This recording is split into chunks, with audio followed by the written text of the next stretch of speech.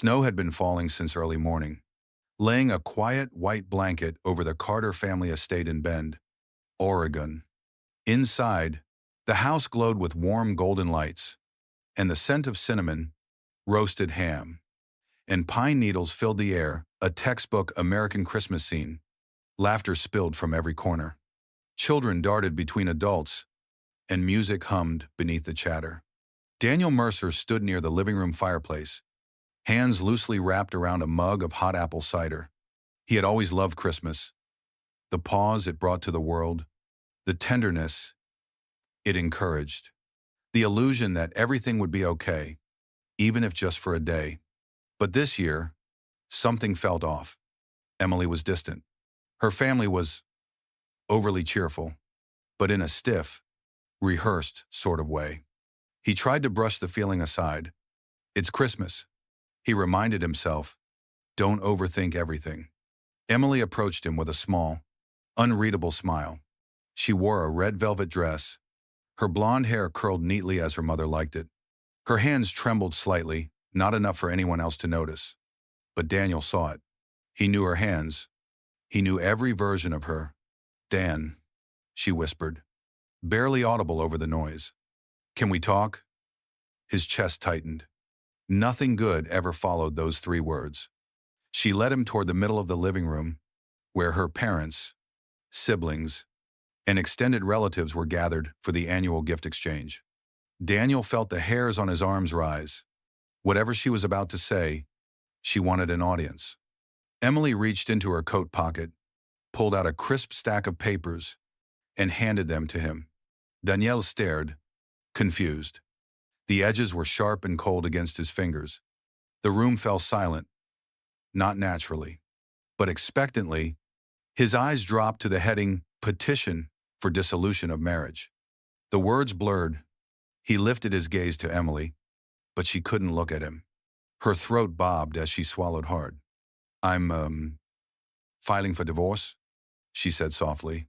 For a moment, Daniel couldn't hear anything. The world seemed to pull away from him. The sounds muffled like he was sinking underwater. Behind him, someone exhaled sharply, not in sympathy, but in anticipated relief. Then it happened. Clapping. It started with her mother, then her father, then her siblings. Within seconds, the entire room erupted in applause, cheering as if someone had just announced a long-awaited victory. Daniel's fingers tightened around the divorce papers until the edges bent. His vision shook. He couldn't breathe. They're cheering. They're cheering because she's leaving me. He wasn't an impulsive man. He didn't shout. He didn't demand explanations. Instead, he felt himself detach, like an observer floating above his own humiliation. Emily whispered something to her sister, who hugged her proudly. Her mother approached Daniel, placing a hand on his shoulder with a rehearsed sympathy that felt more like condescension. This is for the best. Daniel, truly. He stepped back. Her hand fell away. Something inside him, some fragile, loyal part, cracked. He turned to Emily again. When his voice was barely a whisper, she winced. We'll talk later. Okay. He nodded slowly. Because what else was there to do? The room buzzed around him, but he felt nothing. He placed the papers on the nearest table and walked toward the back door, the cold winter air slicing into him as he stepped outside. The sky was darkening. The snow fell heavier now, flakes clinging to his hair and eyelashes. He inhaled deeply, forcing air into lungs that felt too tight. A single tear slipped down his cheek, not from sadness yet, but from sheer disbelief. Behind him, the cheering continued. He closed his eyes. Christmas had always been about love, forgiveness, warmth. But this Christmas would be the night something inside him shattered. The cold from outside followed Daniel back into the guest room where he'd been staying with Emily during the family holiday visit. The walls were lined with framed photographs of the Carter family's milestones, graduations, vacations, charity galas, housewarmings for their multiple properties. Emily was present in every photo, smiling, radiant, surrounded by people who adored her, in a world that seemed to revolve around her. Daniel wasn't in a single one. He'd only been part of their lives for 3 years. But even on the day he married Emily, he never truly crossed the invisible threshold that separated their world from his. No amount of politeness, effort, or quiet resilience had ever changed that. He sat on the edge of the bed, letting the memory of the applause replay in his mind like a cruel loop. It wasn't just the divorce that broke him, it was the celebration of it. The confirmation of something he'd been trying to ignore for years. He was never good enough for them. Maybe never good enough for her. 3 years earlier, he remembered the way Emily used to look at him when they first moved in together, soft-eyed, curious, like she was discovering a new language and falling in love with every word. She was working as a marketing executive in downtown Seattle, climbing quickly, praised constantly. He was a software engineer, reliable, intelligent, modest. Someone who lived more in his head than in the curated social world Emily thrived in. Their differences used to make them laugh. But slowly, as her career accelerated, something shifted. It began subtly. Emily started returning home later than usual client dinners, campaign emergencies, team celebrations. At first, Danielle didn't question it. She had ambition. He admired that. He supported it. But the distance wasn't just physical. It crept into their conversations. Her body language, the way she avoided eye contact when he asked how her day had been. She gave vague answers, quick deflections, and kisses that no longer lingered. He remembered the first time he felt truly shut out.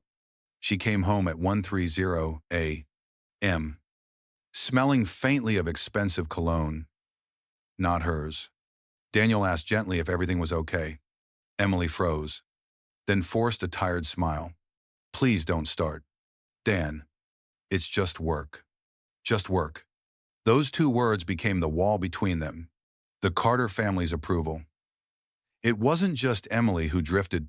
Her family made it increasingly clear that Daniel didn't belong. They were polite painfully. So, every conversation with them felt like a job interview he didn't qualify for. They were wealthy, influential, connected, the kind of people whose Christmas cards were printed on premium linen paper and whose problems were handled by lawyers instead of conversations. He remembered the first Thanksgiving he spent with them. Her father, Richard Carter, had leaned back in his leather chair, swirling a glass of aged scotch. "So, Daniel," he said, "Emily tells us you grew up in a modest neighborhood."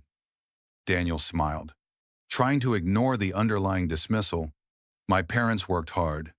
They made sure I had everything I needed. I was lucky." Richard nodded with the kind of smile that wasn't really a smile. "Yes. Well, some of us are born into stability. Others work their way toward it. Nothing wrong with that." Emily had said nothing, focusing on cutting her turkey a little too carefully. It was always like that, 1,000 tiny cuts. Her mother's backhanded compliments, her siblings' disinterest, the way they assumed Daniel couldn't possibly understand their lifestyle or expectations. Still, he tried.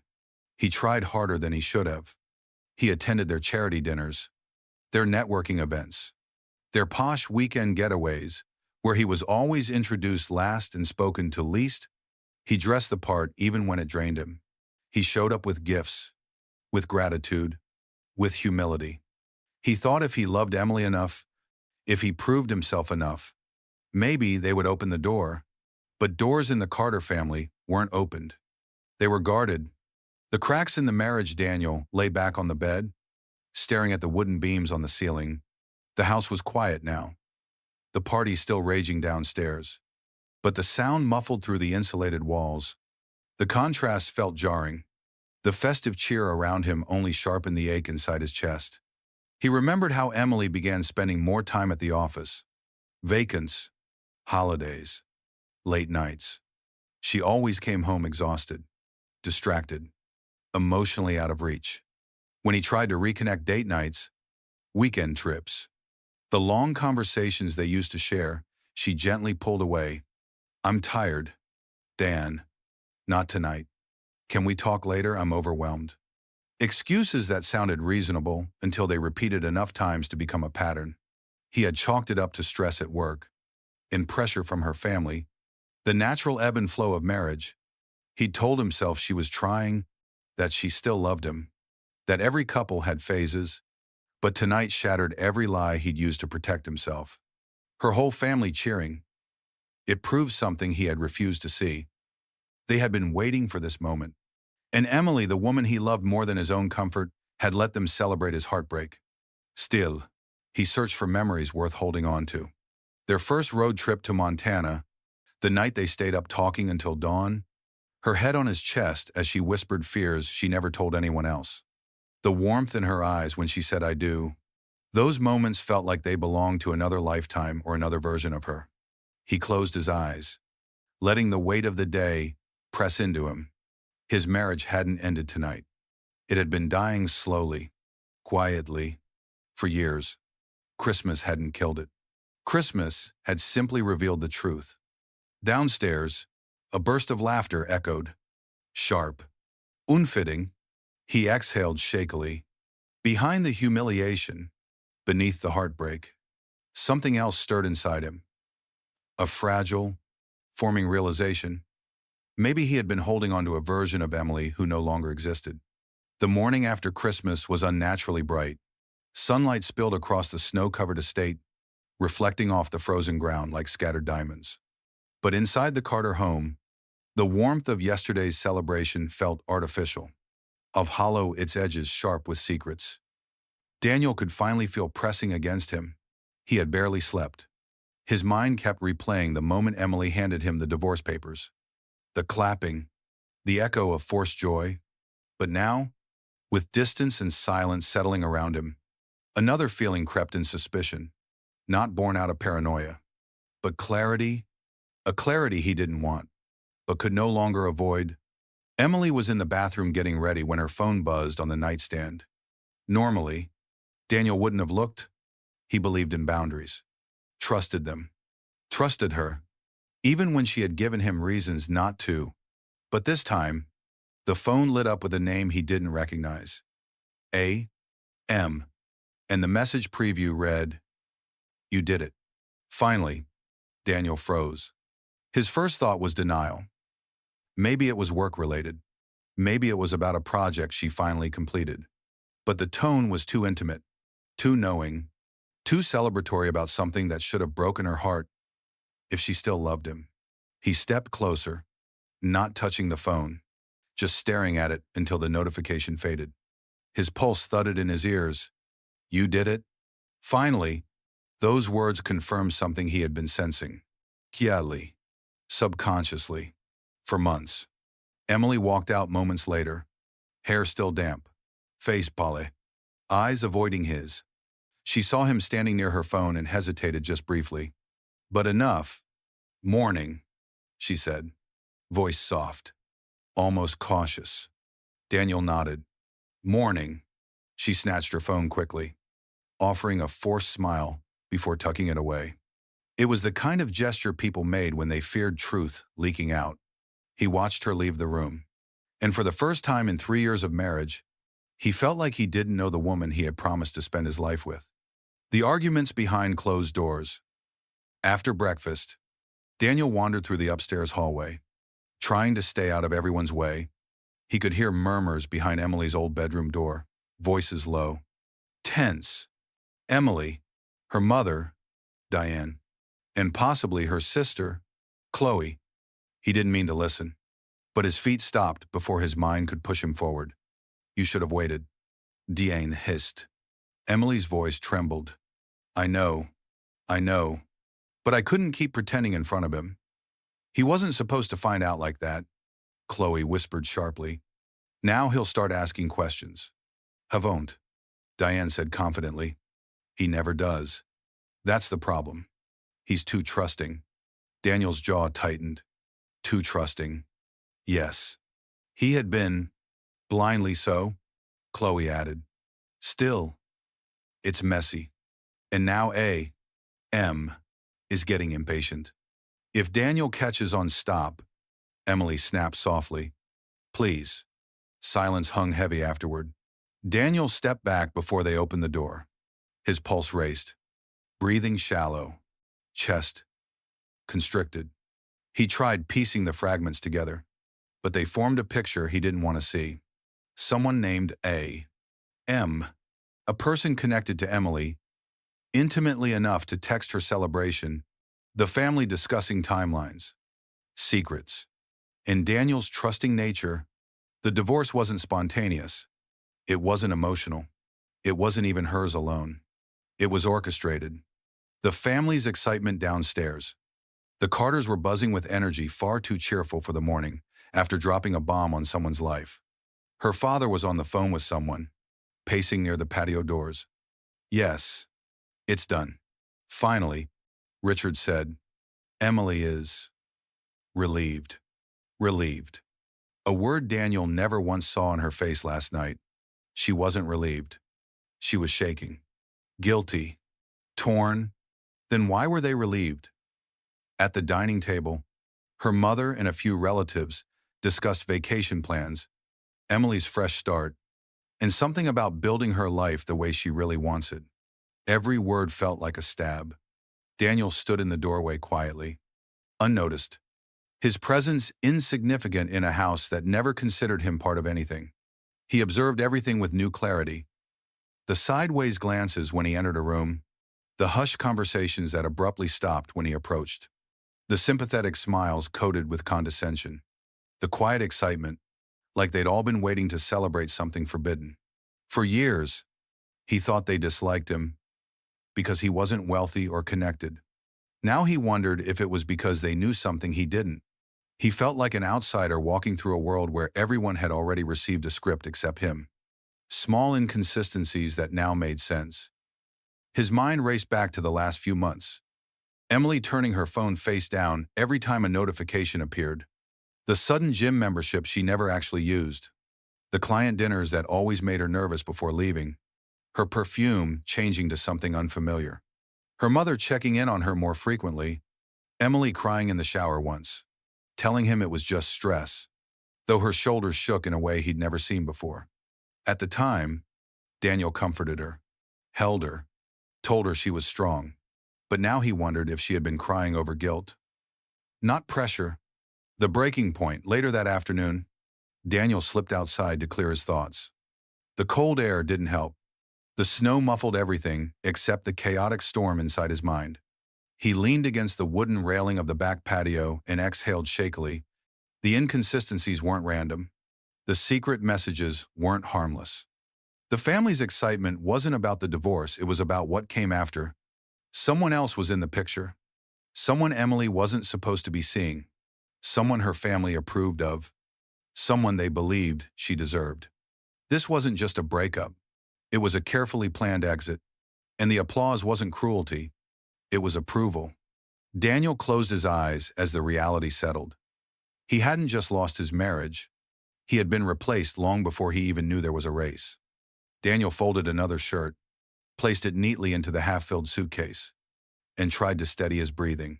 The house felt unfamiliar now, a museum of memories he was slowly dismantling with every drawer he emptied. He kept telling himself he was fine, that he'd accepted the divorce papers. But the silence between each breath said otherwise. He walked down the hallway to grab a box when a soft, shocky voice stopped him. Emily. He froze. Her voice came from the partially closed door of the guest room where her sister, Olivia, was staying for the holidays. I should have told him, Emily whispered, her words trembling. I didn't know how. Danielle's pulse surged. Instinct told him to walk away, but something heavier rooted his feet to the floor. Olivia sighed. Dragging him through this blind was cruel. Mom and Dad practically forced the divorce papers onto the table. I know, Emily sniffed. But Daniel would have stayed. He always stays. And I've been seeing someone for months. I couldn't look him in the eyes and say it. The words hit him with the weight of a collapsing ceiling. Seeing someone else. Months. A cold numbness crept through Daniel's spine.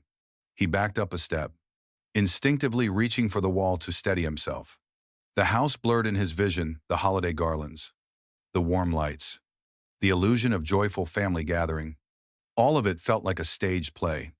And he was the fool who never saw the script. Olivia whispered harshly, "You should have told him the truth instead of letting Mom handle it like some business arrangement." Emily's reply was barely audible. "I know. The dinner, the papers, everything. I just couldn't face him. I thought if it seemed like a mutual decision, it'd less. It didn't." Daniel felt something inside him crack, not loudly, but quietly. In the way a heart breaks after trying too hard for too long, he stepped back from the doorway, making sure they wouldn't notice he'd heard anything. His suitcase lay open on the bed, clothes still neatly folded, but something had shifted. Packing no longer felt like leaving. It felt like awakening. The ambush, the timing, in the formal coldness from her family, it all made sense now. They weren't just helping her move on. They were pushing him out.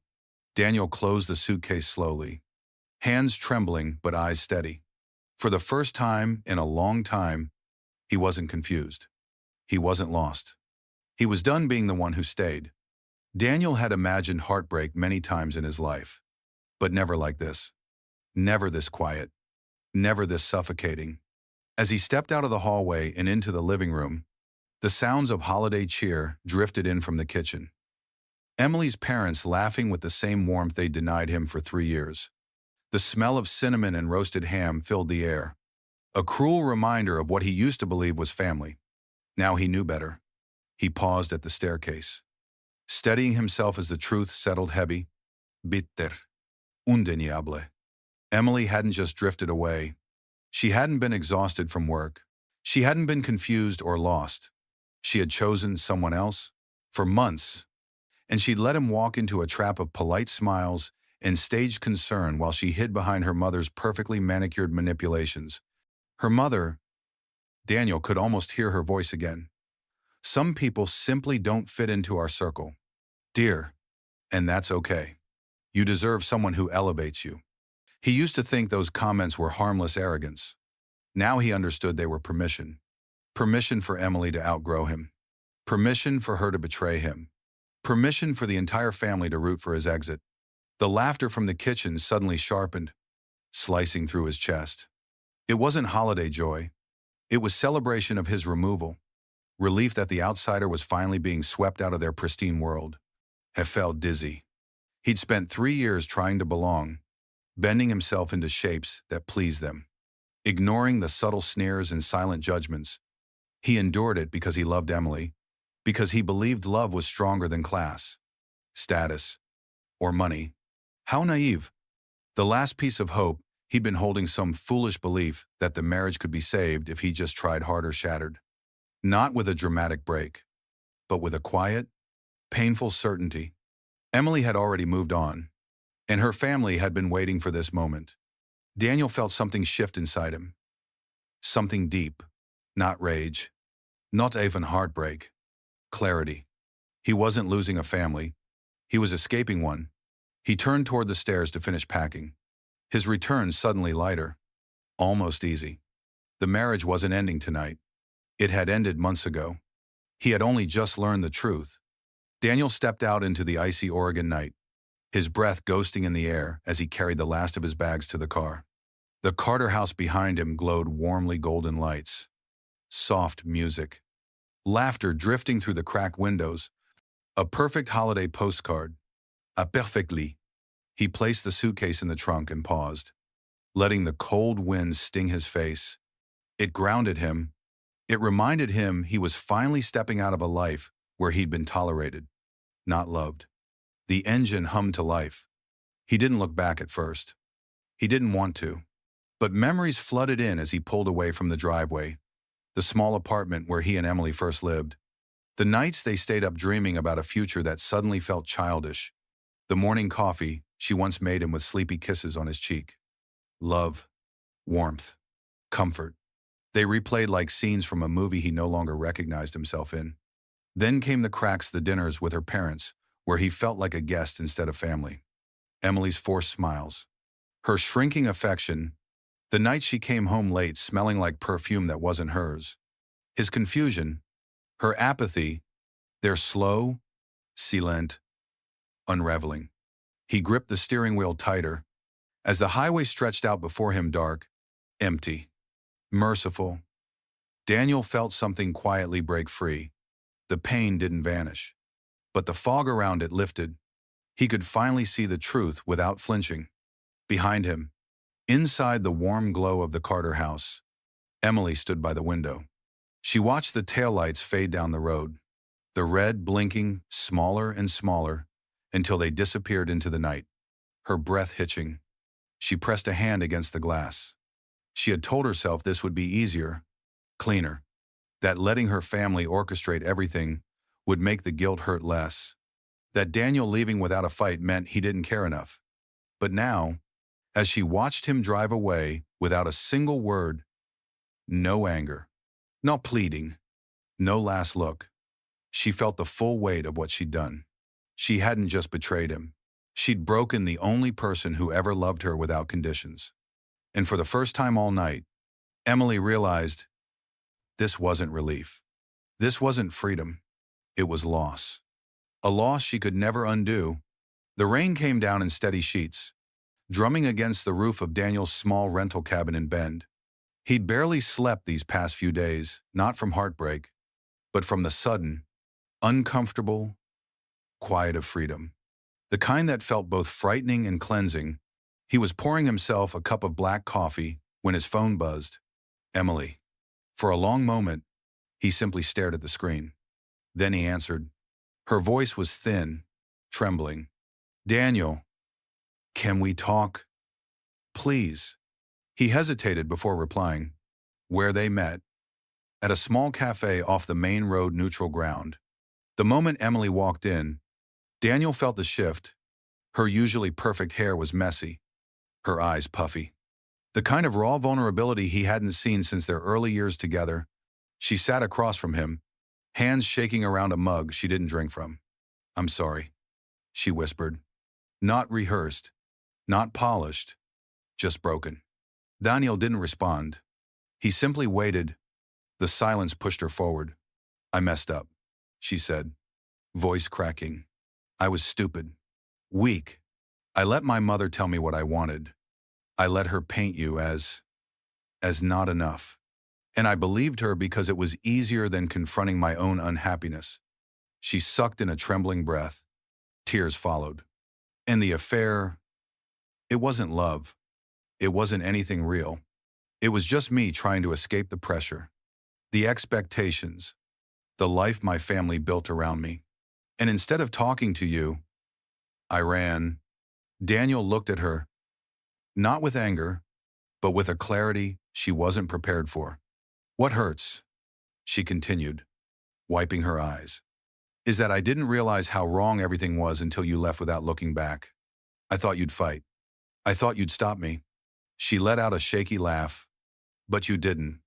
You just walked away? Daniel finally spoke, because there was nothing left to fight for. Emily's breath caught. Et continue. His tone calm, steady, stronger than she remembered. I gave everything I had to that marriage. Emily, I bent until I almost broke. And you didn't see it. Or maybe you didn't want to. She flinched, guilt flashing across her face. I'm not angry anymore, Daniel said softly. Not really. I'm just done. Emily's tears spilled over, shoulders shaking, as she reached for the last thread. Can't we fix this? Please. Daniel. He gently pulled his hand away before she could touch him. Your heartbreak isn't mine to carry anymore. The words hit her harder than any explosion of anger ever could. Emily buried her face in her hands, sobbing openly in the middle of the quiet cafe. Daniel watched for a moment, not with cruelty, but with a strange, chaotic sympathy. She was grieving something that had already died. He was letting go of something he never truly had. When he finally stood to leave, Emily looked up, hope flickering through her tears. Is this goodbye? She asked. Daniel paused at the doorway, then answered with the honesty she once loved him for. It was days ago. You just didn't feel it until now. And then he walked out, leaving her alone with the echoes of everything she'd lost too late. The courthouse was quieter than Daniel expected. No drama, no shouting. No final emotional storm. Just fluorescent lights, the soft hum of printers, and a stack of papers waiting for signatures. Papers that once felt like a death sentence, now they felt like a door. He held the pen steady, breathing in deeply before signing the last page. His name firm, clear, unshaken. When it was done, the clerk nodded kindly. "You're all set," Daniel exhaled. A release. A quiet reclaiming of something he didn't realize he'd lost himself. He stepped out into the crisp Oregon air, the winter wind brushing against his face like a reminder, cold but honest. The kind of honesty he'd been starving for. He walked slowly to his car. Not because he was hesitant, but because he finally could. There was no weight dragging at his ankles anymore. No expectations, no judgment, just space, just freedom. He sat behind the wheel for a long moment, hands resting on the steering wheel, watching the gray sky shift above him. He wasn't magically healed. The wounds Emily left were still there, tender, lingering, real, but they no longer defined him. He was wounded, yes, but awake, finally awake, back at the Carter house. Emily stared at the finalized documents delivered to her door. Her fingers trembled over Daniel's signature, the finality of it sinking deeper than she'd expected. It was over. Truly. Over. No second chances. No tearful reunion. No last-minute redemption arc. Just consequences. She sank into the couch, clutching the papers to her chest. Images of Daniel flooded her mind, his quiet patience, his steady love, his willingness to forgive even when she didn't deserve it. She once thought he'd always be there, that no matter what she did, Daniel would stay. But he walked away. And now her regret echoed louder than the comfort of her family's approval. The man who had loved her hardest was gone, and she had no one to blame but herself. Meanwhile, Daniel started the engine and drove away from the courthouse. The road stretching endlessly ahead of him. Not a new beginning. Not yet just a new direction. A life on his terms. As the winter landscape blurred past the window, Daniel allowed himself a small, quiet smile. He wasn't running from his past anymore. He was walking toward his future, one steady breath at a time.